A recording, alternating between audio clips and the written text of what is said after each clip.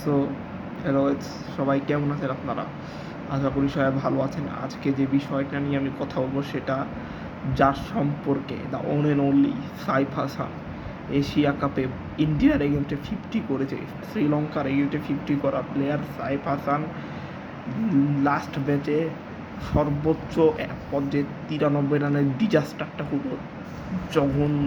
ব্যাটিংয়ের মধ্যে সবার সর্বোচ্চ রান 42, সেটা হলো আমাদের সাইফ হাসানের।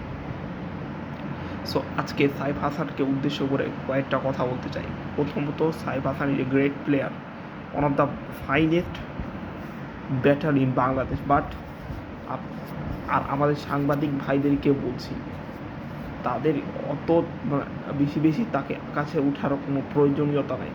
Saif Hasan is a good player, but আপনারা এমন কাজ করিয়েন না যাতে সে তার পা যেন নিচেই থাকে, আকাশে যেন না উঠে আবার হুট করে আপনারা নিচে নামিয়ে দেবেন। তো বেশি হাইপ তুলিয়েন না, তাকে তার মতো করে খেলতে দেন, তার মতো করে খেলতে দেন, তাকে বেশি চাপ ফিল করায়েন না আপনারা সাংবাদিক ভাইরা, তার মতো করে সে যেন খেলতে পারে।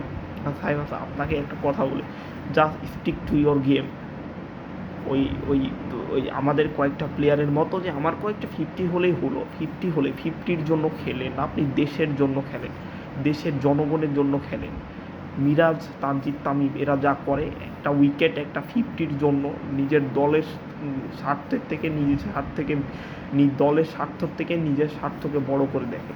এই কাজ আপনি করিয়েন না, আপনি জাস্ট দলের জন্য খেলে যান।